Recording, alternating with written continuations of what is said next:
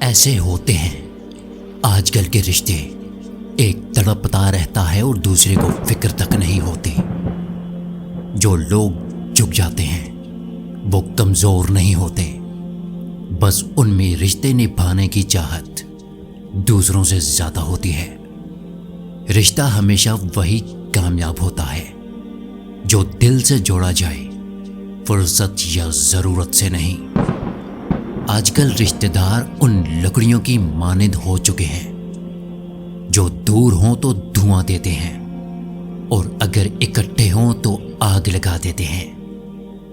رشتوں کی بقا کے لیے رابطے ضروری ہیں، کیونکہ بھول جانے سے تو اپنے ہاتھوں سے لگائے گئے درخت بھی سوکھ جاتے ہیں۔ اکثر لوگ رشتوں کی گیلی زمین پر پھسل جاتے ہیں۔ یہ وہی لوگ ہوتے ہیں جو رشتے نبھانے کے لیے نہیں بلکہ رشتے وقت گزارنے کے لیے بناتے ہیں۔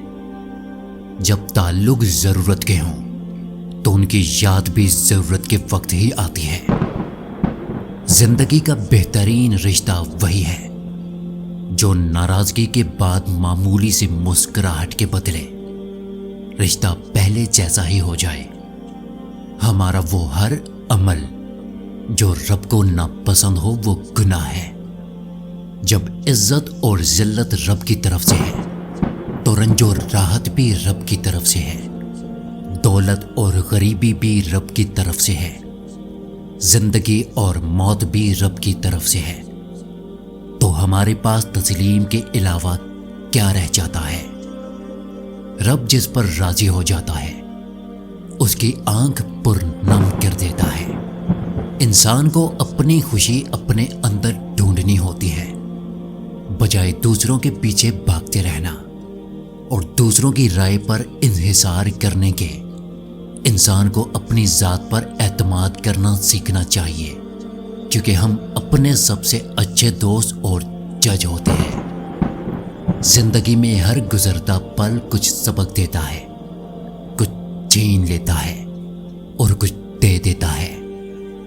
خوش قسمت وہ نہیں ہوتا جو پاتا ہے، خوش قسمت وہ ہوتا ہے جو وقت سے سیکھتا ہے۔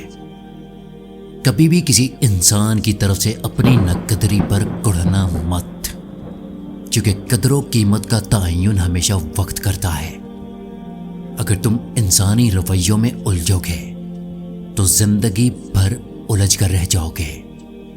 بس عیب اور غیب جاننے والے کے ساتھ اپنے معاملات سلجھائے رکھو، ساری الجھنیں اور مسائل دور ہو جائیں گے۔ عورت اپنی عمر اس وقت کم بتانا شروع کر دیتی ہے جب اس کا چہرہ اس کی اصل عمر بتانا شروع کر دیتا ہے۔